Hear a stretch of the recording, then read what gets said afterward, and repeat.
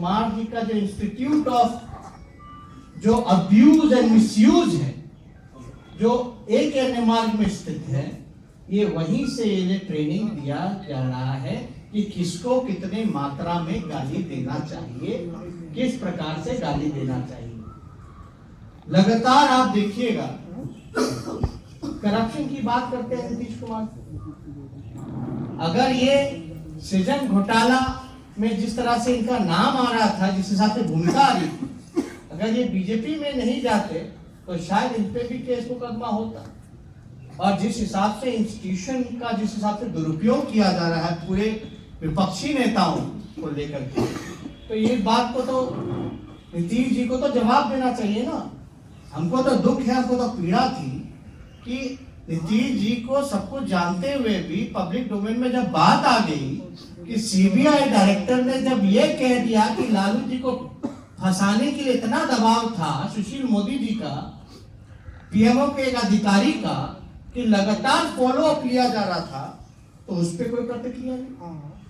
आखिर बताना चाहिए था ना कि जब सीबीआई डायरेक्टर कह रहा है कि उस पर दबाव था नकली मुकदमा करने का, रेड कराने का, और सीबीआई अधिकारी ने तो ये भी कहा, जो डायरेक्टर है, कि नीतीश जी को, मुख्यमंत्री को सब पता थे कि कब रेड पड़ने वाला है। तो जिस हिसाब से दुरुपयोग किया जा रहा है, नीतीश कुमार जी इस पे चुप रहे। इससे साफ पता चल गया कि कौन कितना भ्रष्टाचारी है और कौन कितना आपका जो भ्रष्टाचार भी दिखावटी एक तरह से बनाने का काम, मतलब आप साथ नहीं दीजिएगा तो आप भ्रष्टाचारी हो जाइएगा। तो ये सारा काम जो है, नीतीश जी 3 बात कहते हैं कि करप्शन से कॉम्प्रोमाइज नहीं करेंगे, पूरे बिहार में करप्शन ही करप्शन। आरसीपी टैक्स जो हम लोग बार बार कहते रहते हैं, बिना आरसीपी टैक्स के कुछ हो ही नहीं सकता। बिहार में कोई काम नहीं हो सकता, कोई ट्रांसफर पोस्टिंग, जब तक आप आरसीपी टैक्स नहीं दीजिएगा तब तक नहीं, कोई उसका कुछ नहीं बिगाड़ सकता। और एक गौर कीजिएगा, जब भी चुनाव आता है तो जितने भी इंफ्रास्ट्रक्चर के बड़े बड़े मेगा प्रोजेक्ट्स होते हैं, उसी समय उसका टेंडर किया जाता है।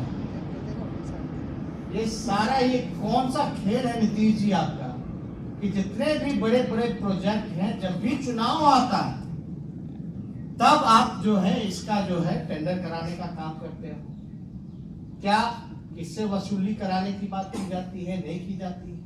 इनके पार्टी में लगातार ये कहते हैं कि क्राइम से समझौता नहीं कर सकते की बात जो है कोई लोगों को समझ में आ नहीं रहा।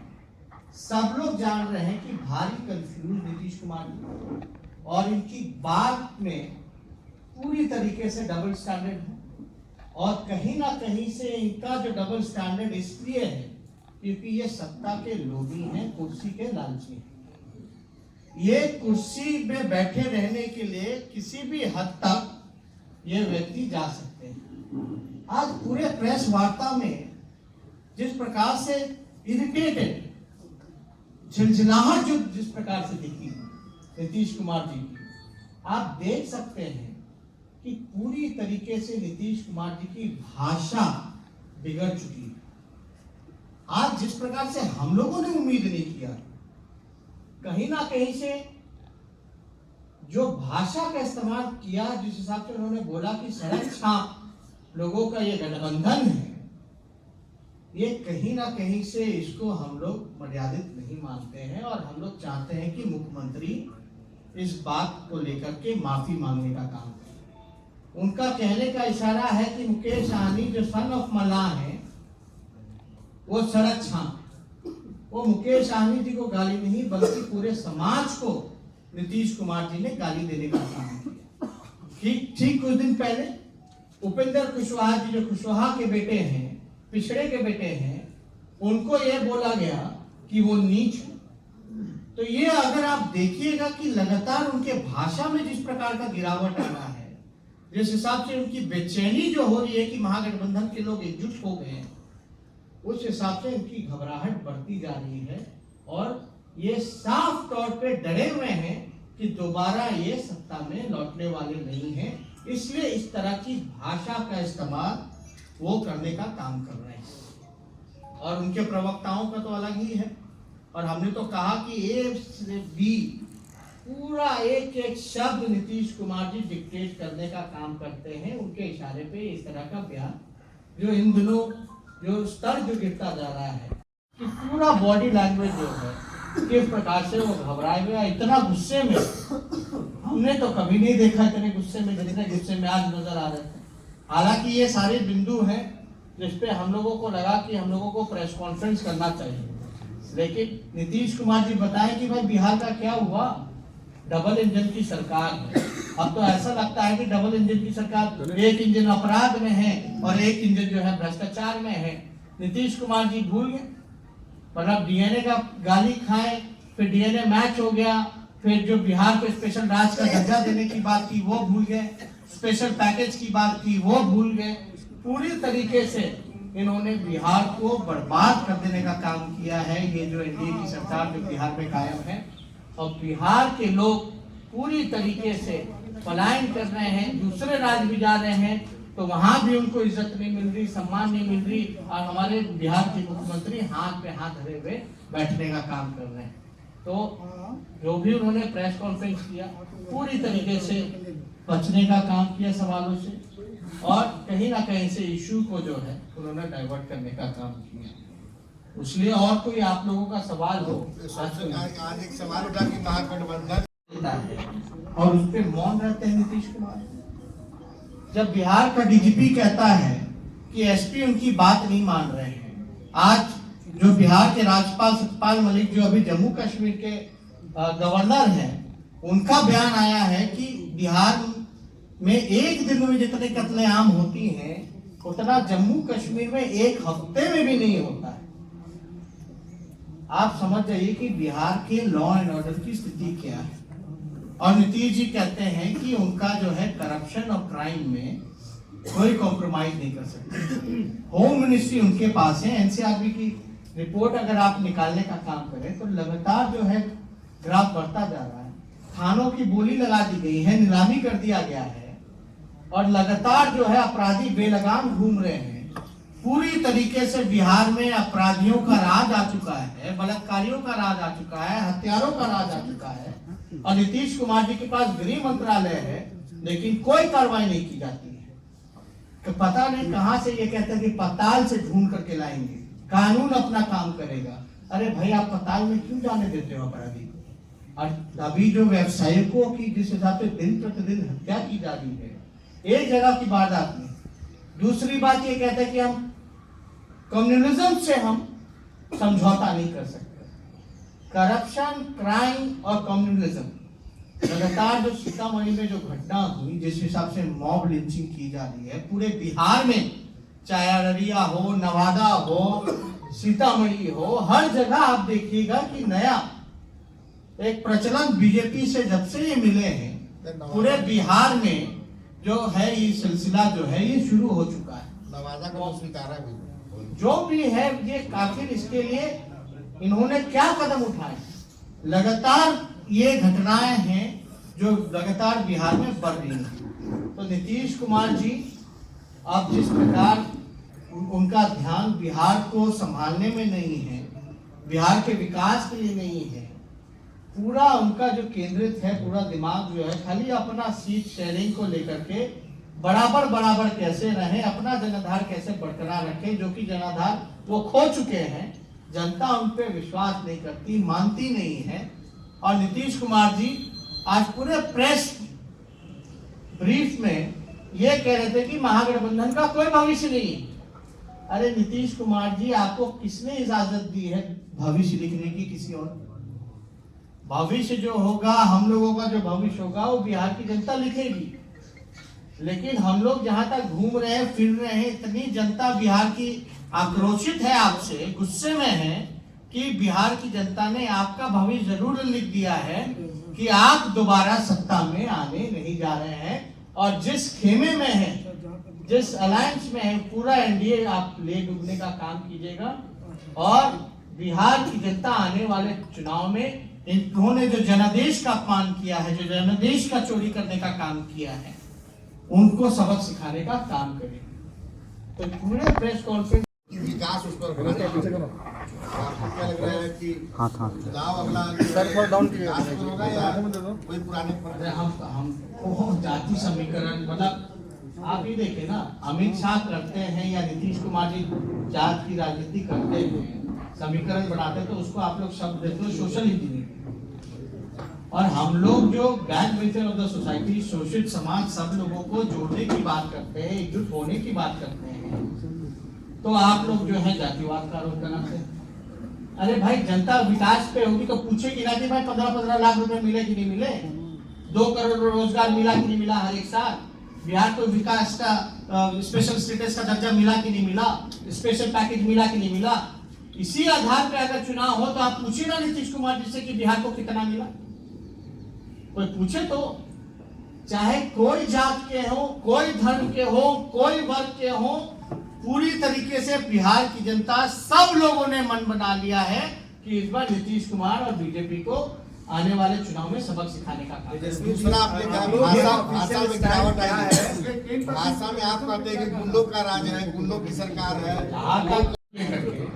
तो 15% वाले को अगर 10% आरक्षण मिलता है तो 85% वाले को 90% आरक्षण मिलना चाहिए। आपका स्टैंड क्या है? जो मोदी कैबिनेट, एक मिनट सवाल आरजेडी का क्या स्टैंड है इस बात को लेकर कि कैबिनेट ने, मोदी कैबिनेट ने जो फैसला लिया है गरीब सवर्णों को 10% आरक्षण देने का और संविधान में संशोधन करने का, इस पर आप लोगों का क्या स्टैंड है? ये गलत है या सही है? देखिए, आर्थिक रूप से आरक्षण का कोई लेना देना नहीं है। अगर आपको बेरोजगारी, जहां तक हम मानते हैं बेरोजगारी हर जात में, हर कास्ट में, हर रिलीजन में, देश भर में भारी बेरोजगारी है और गरीबी है।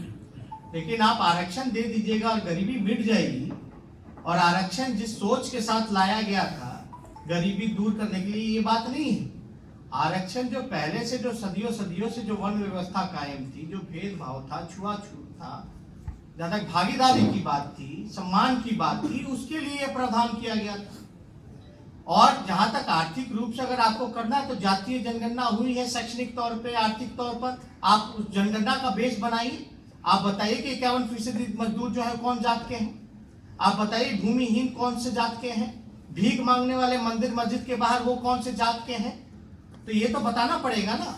तो ये आप देखिए संविधान में क्या प्रोविजन है, मेरे ख्याल से ये संविधान में प्रोविजन में नहीं दिया गया है कि जिस हिसाब से इन लोगों ने जो 10% लिया है, आगे ये क्या करेंगे नहीं करेंगे तो बात की बात। लेकिन मेरा मानना ये है कि अगर आप 10%, 15% वाले आबादी को 10% आरक्षित करते हो तो जो 85% वाले हैं उनको आप 90% करोगे कि नहीं करोगे? तो आप 90% कर दीजिए, हम कहाँ किसी का विरोध करें। लेकिन जो 85% जो है, जो back bencher of the society है, दलित है, पिछड़े हैं, अति पिछड़े हैं, महादलित है, एसटी भाई हैं, आदिवासी हैं, जो 85% जिसकी आबादी है, आप उसको 90% आप कर दीजिए। ये तो आपकी मांग हुई, लेकिन आपका लोकसभा में आपके सांसद होता है तो गठबंधन की मजबूती के लिए ना होता है। आगे क्या रणनीति होगी, कैसे आगे बढ़ेंगे, इकट्ठे चलेंगे, सीट पर भी विचार होगा फाइनल। तरह की बातें होती हैं। आपके सहयोगी जीतन राम मांझी ने स्वागत किया है केंद्र सरकार के फैसले का, आप खुल करके। हमने उनका बयान नहीं देखा है, हमने उनका बयान नहीं देखा। हम अपनी बात कह सकते हैं, हम अपनी बात कह सकते हैं। कृष्ण जी, एक बात बताइए कि क्या यह जो 10% का गरीब सवर्णों को आरक्षण की बात की जा रही है, इससे मंडल और कमंडल के बीच में लड़ाई छेड़ी जा रही है फिर से? अब देखिए, हम इस पे अभी कुछ टिप्पा टिप्पणी नहीं करना चाहते हैं, लेकिन पहले भी शायद 92 में भी ये बात आई थी, संविधानी 9 बेंच की जो जजमेंट जो आया था, उस समय भी नरसिम्हा राव जी के टाइम में ये सारी बातें आई थी, तो उस समय कोर्ट ने खारिज करने का काम किया। तो ये सारी चीजें हैं, उसमें हम लोग देखेंगे कि क्या क्या किया जाएगा। अभी तो हम लोगों ने, आप लोगों ने डिटेल में देखा नहीं कि किस प्रावधान के हिसाब से किया गया है, संविधान में संशोधन किया गया है कि नहीं किया गया, ये सारी चीजें वो देखा जाएगा। लेकिन हम लोगों का जो मांग है, आप देखिए ना, आरक्षण जो इशू है वो गरीब, पिछड़े, जो सदियों से सताए गए हैं, जिनका शोषण होता रहा है, उनके मान सम्मान में, उनको बराबरी में लाने का एक मौका था, उनकी भागीदारी हो उस चीज के लिए। अगर आर्थिक रूप ही अलग है, आर्थिक रूप से करना तो भैया 15 लाख रुपए दे दीजिए, कौन मना किया? अब 2 करोड़ नौजवानों को रोजगार दे दीजिए, बात खत्म हो जाएगी। गरीबी जहां तक है, गरीबी तो है ही, कौन मना कर रहा है, इसे कौन इग्नोर कर रहा है? लेकिन हमारी लड़ाई है कि सब बराबर रहे, सब बराबर, सब लोगों का सम्मान हो, सब लोग साथ चले, ये तो हम लोगों की लड़ाई है। अच्छा, महागठबंधन में सीट शेयरिंग के लिए कोई डिसीजन पूरा देख लेने दीजिए, जो स्टैंड होगा वो तो वहां बताया जाएगा। लेकिन हम लोग तो यही चाहते ना कि आर्थिक रूप से जो हम लोगों का शुरू से आंदोलन रहा है, जो जातीय तौर पे, शैक्षणिक तौर पे और आर्थिक तौर पे जो जनगणना हुई है, आप उस डाटा को आप रिलीज करिए, पब्लिक डोमेन में लाइए। आखिर आप छुपाने का क्या काम कर रहे हैं? ये कह रहे हैं कि संविधान में आर्थिक आधार अभी नहीं इसमें है कि 10 लाख कोशिश है। इतने कमाई वाले को इतना मिलेगा, इतना कमाई वाले को इतना मिलेगा, तो कहां से ढूंढिएगा? यानी आप सर्वे कराओगे तो सर्वे तो ऑलरेडी है, उसको सार्वजनिक- वो ऑलरेडी है, बल्कि शैक्षणिक तौर पे है, आर्थिक तौर पे है, आपका जातीय तौर पे है, आप उसको पब्लिक डोमेन में लाइए। लेकिन इस तरह का जुमलेबाजी और सिर्फ वोट बैंक की राजनीति अगर भाजपा करती है, अगर आर्थिक रूप से ही अगर दूर करना है लोगों की समस्या, हम तो मानते हैं हर जात में, हर धर्म में, तो आप 15-15 लाख का वादा किए थे, 15-15 लाख रुपया दे दीजिए हर एक के खाता में, ऐसे ही आर्थिक रूप से मजबूत हो जाएंगे। 2 करोड़ का रोजगार का वादा किया था, सबको हर साल 2 करोड़ नौजवानों को रोजगार दे दीजिए, वो इसी हिसाब से अपने पैरों पर खड़े हो जाएंगे। तो ये कर दीजिए, आर्थिक रूप से दिक्कत जो है वो दूर हो जाएगी। लेकिन अपना वादा को पूरा नहीं करना, लोगों को गुमराह करना, फिर से उल्लू बनाना, ये बीजेपी के लोग फिर से उसी षड्यंत्र में लगे हुए। तो महागठबंधन की बैठक जो थोड़ी देर में होगी, उसका क्या एजेंडा है, क्या तय करेगा? जैसे कि सब लोग बात हो ही रही है, होगी नहीं होगी वो आगे बात पता चल ही जाएगा। सीट शेयरिंग तो होना ही होना है, बिना हुए तो चुनाव में आप जा नहीं सकते। अब अलायंस है, कोalition है, तो सीट तो शेयर होगा ही होगा। बिहार में 40 सीट है, लेकिन हम लोग देखेंगे कि कौन जगह पे कौन उम्मीदवार सक्षम है, कौन पार्टी मजबूत है, उसी हिसाब से अलॉटमेंट होगी सीट्स की। कोऑर्डिनेशन कमेटी बनेगी कि ऐसे ही तय होगा? काहे आप लोग इतने बेचैन हैं? मांझी जी लगातार इतना बेचैन तो जो पार्टी के उम्मीदवार होना चाहते हैं वो भी नहीं होंगे जितने आप लोग हो रहे हैं। तो काहे ना? तो बिना आप लोगों के घोषणा होगी कैसे?